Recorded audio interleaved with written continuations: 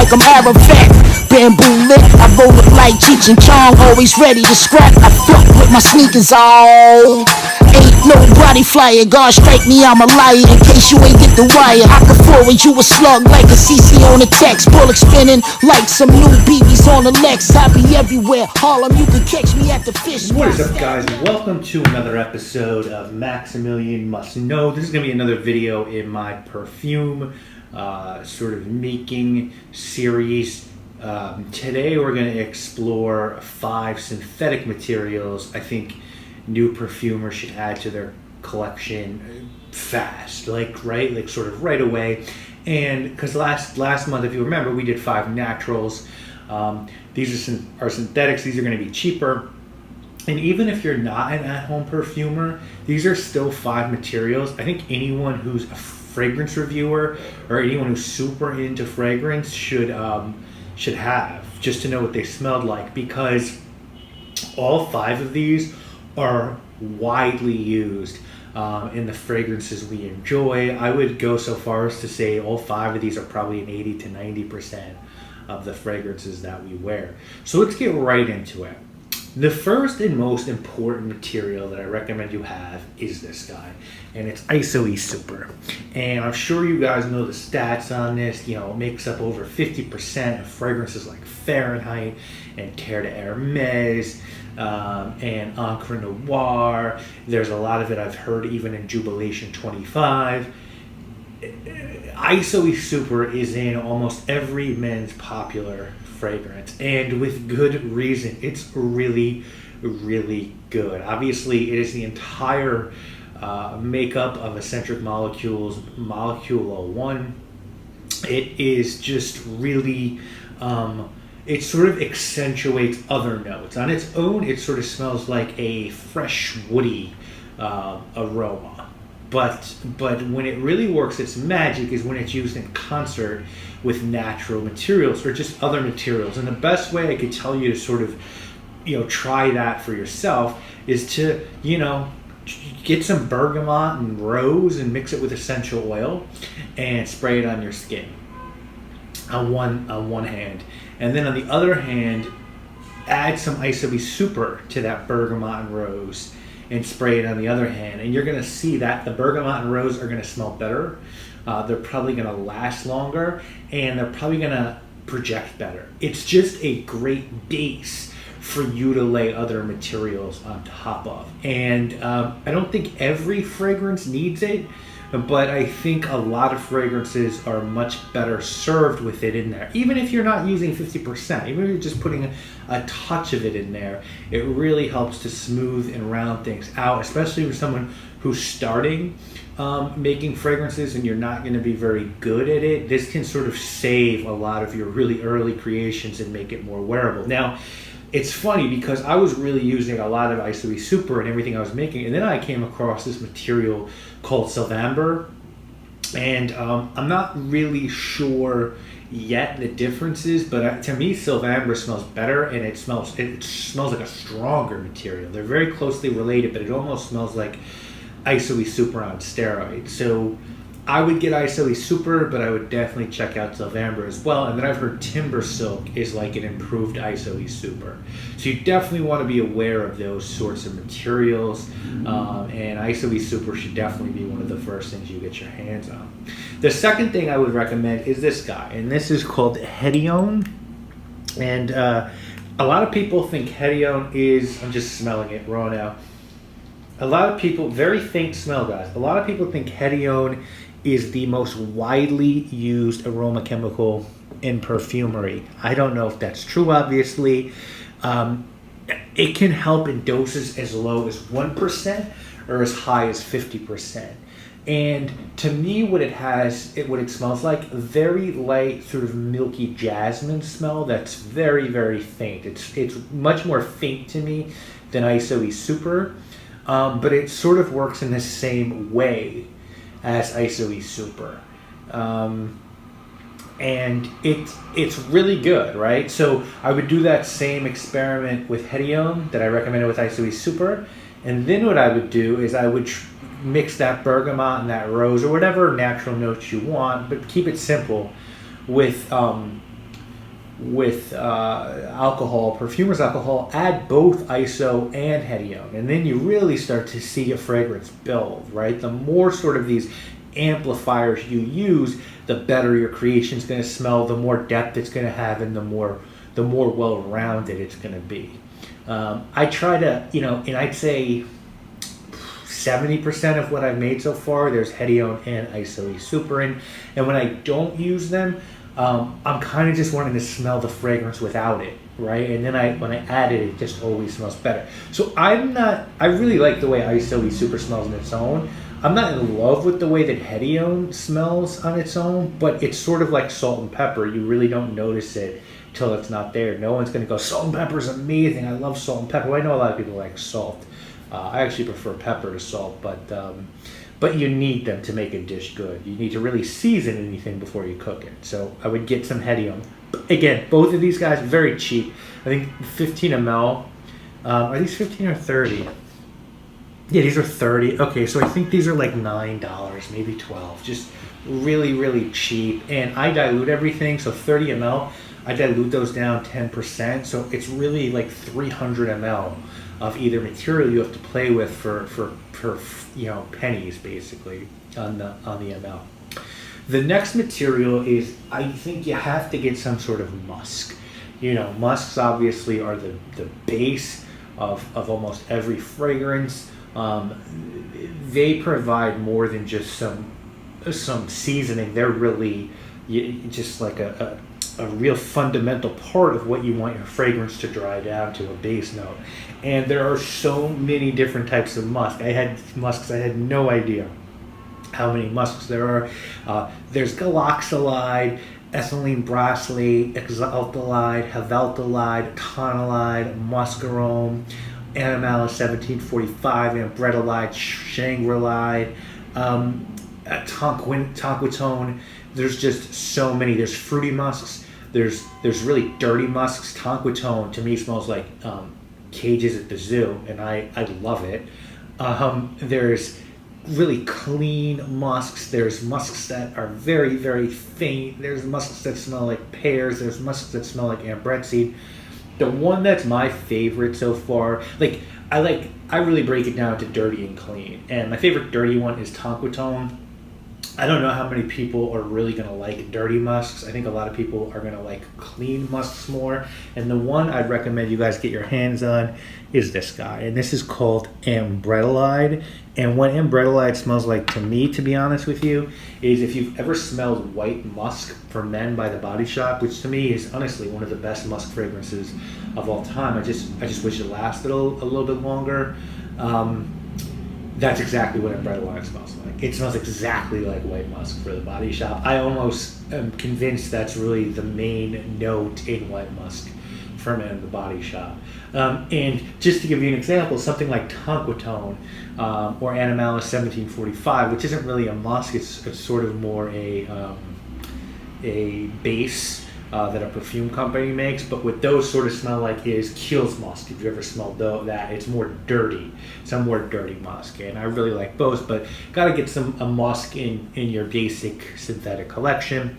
The next thing is a sweetener. I sort of learned the hard way that fragrances without any sort of sweetening don't really smell that good.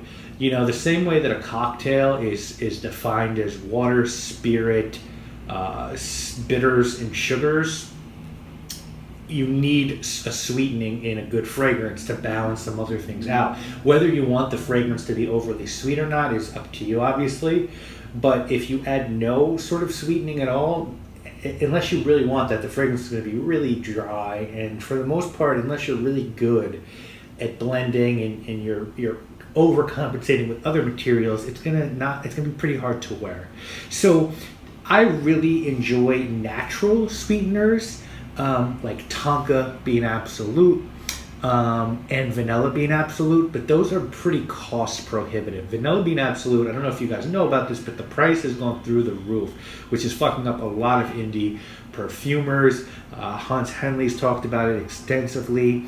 I love coumarin, but coumarin is restricted to 1.6% by the IFRA. Now, depending on the concentration of the fragrance you make, you could bump that up a couple of notches. But a material that you can use up to 8%, which gives you a lot more freedom, is this guy right here, and it's just called vanillin. It's super, super cheap. It is a powder, so you have to weigh it out the way you would weigh any material out before you dilute it. But vanillin's great, and it's sort of kissing cousin. Ethyl vanillin is really good as well. To me, vanillin smells like pure vanilla, and ethyl vanillin has sort of a more caramel appeal to it. So I think however you want to do it, you want to get some sort of sweetener into your basic collection, whether you want to get coumarin, vanillin, ethyl vanillin. There's many synthetic caramel notes, ethyl cyclopentalone, I believe it's called, methyl cyclopentalone. Get a sweetener. I recommend vanillin. It's very easy to use and very, very cheap as well. And then I would say have some fun with the last thing you get. There are so many fun aroma chemicals and bases out there. There's tabanon and tobaccorol, which smell like cigars. There's curvidescence and suitorol, which smells like leather and suede. There's aloes wood and black agar, which are synthetic ouds. There's Aravel, which smells of smells of iris. There's Orris, which obviously smells of orris. There's isobutuvan, which smells like cream soda. Pear ester smells like Bartlett pears. Rubofix smells like rhubarb. Ultrazor smells like fresh air at the beach. There's so many things out there, and there's basically 4 or 5 main companies that make these aromas. There's like Givaudan, IFF, International Fragrance and Flavors. There's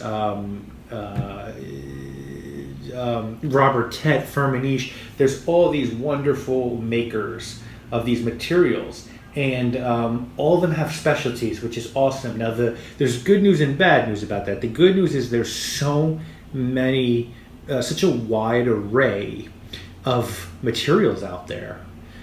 The bad news is that it's very hard for the at-home perfumer to have access to them, because unless you're going to one of those companies and you're prepared to buy kilos of the material, which can be more expensive, they're really not going to fuck with you.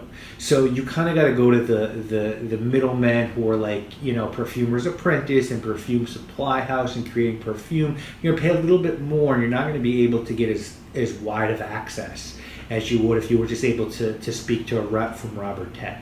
And I think the way it goes is once you start to build up your brand, you can start to purchase those things. They might come to you, like if you read Jean-Claude Allen's book, you got people from those companies, from chemical companies, coming to him, and he can say, well, I really like this patchouli material that you have, but I need this chemical or this this molecule stripped out of it because it's too dirty. Can you give me this without this molecule? And they'll do it for you because they know if he likes your material, Hermes is going to have to buy a shitload of it to release their new fragrance. So, that's pretty neat.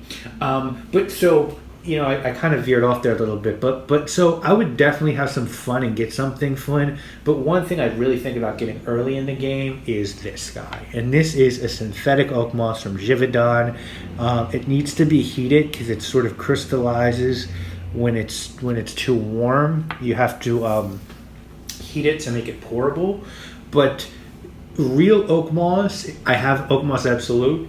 Is one of the best things I've ever smelled in my entire life. It's unbelievably hard to describe. It almost smells like a gourmand tree, if that makes any sense. Like a damp tree that's you could eat. I know that's crazy, but that's sort of what it smells like. You really have to smell it to experience it.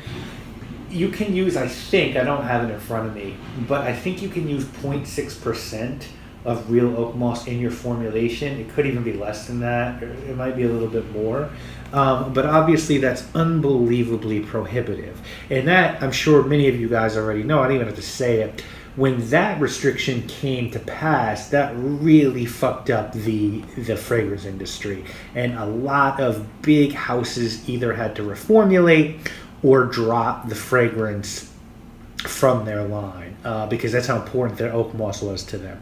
So, I'm sorry, Oak Moss Absolute is 0.1%. So 0.1% of a formula is what you could use. So the oak moss that Givaudan creates here, it's 5%. 5% is recommended. You could probably even go higher than that based on your concentration. Is it 1-to-1 without Oak Moss Absolute? Absolutely not. Oak Moss Absolute is richer, it's denser, it smells better, but this is pretty good. It's really good. And at 5%, you know, ideally the way I think you want to think about your fragrance, and this is what I do, and I think a lot of perfumers do this, is, you know, if you can only use 2% rose, cool. Use real rose, and then go for Givaudan rose. You know, some of the synthetic rose, and then you start to build real rose depth in your fragrance. Same thing with Jasmine Absolute. You know, you can use San Paquita, and you could use Jasmine Absolute, and you could use Hettie Own, and you could start to really build up a jasmine accord in your fragrance. So that's sort of the way you want to think of things, but I would definitely get some oak moss in there. And I guess here's my point. You know, we talked about a bunch of naturals in the first video, some citruses, some florals, some spices. You know, you put those together with some Isoe Super, some Hettie Own, and you build a base of ambretta lime, vanillin, and oak moss. You're starting to play around with making a fragrance, right? Like, now, I'm not gonna bullshit you. A real good fragrance, you know, I think most fragrances out there that you like probably have 50 to 60 materials in them for the most part. So unless you're really good at what you're doing, 10 materials is going to give you something very simple. Sometimes simple's good. You know, you could see with Le Labo, sometimes they use a very small number of materials. The number next to Le Labo fragrances denotes how many materials they use in the fragrance. So like Iris 39, they use 39 materials to make Iris 39. But there's ones that are way less than that. So if you're good at what you do, you can make a fragrance with 10, 12 materials. I haven't figured out how to make a good one yet. But that was sort of my point, is showing you what sort of 10 materials that you can start to get on your journey. Now, when I started, I placed an order with Perfumer's Apprentice, and I bought 50 materials. The first go, they're all like $4 or $5 for this size. Just wanted to see what everything smelled like, and I'm starting to build a library of materials. And now I'd say I have about in total, I think about 300 materials. So there's still about 100, 150 I'd like to get my hands on to really feel like I have a decent organ pause. But I'm on my way. And you'll be on your way too if that's what interests you, by starting off with some basic stuff like this. I don't know if this is helpful. I hope it is to some people out there. I think the plan for the next 2 months on this series is next month I'm going to do another unboxing, because I'm getting some cool stuff I think you guys will be interested in. And then the month after that, I'm going to do something neat. I'm going to go through every single fragrance I've made so far. Not every iteration, but every one that I'm not planning on selling at some point, and just sort of give you the idea behind my philosophy behind them, whether they came out good or not. We'll do that. This is the this is the August video here. Yep. So we're gonna do in September the unboxing. In October we'll go through my ideas, and then guys, I'm hoping winter I might have something to show you guys, to let you guys smell. That's my hope. You know, obviously we'll see about that, but that's it, guys. I know this video was long. Sorry for taking up so much of your time, but I hope you enjoyed it, and I'll see you this weekend with a review, guys. Obviously, my name is Maximilian. These record labels sell a nigga. Call my coke Elliot Wilson. It be yellow, nigga. Dugged out, Suge route. Queens nigga, hood house. Show me what that good bout. I show you what my hood bout. Yeah, I'm going in like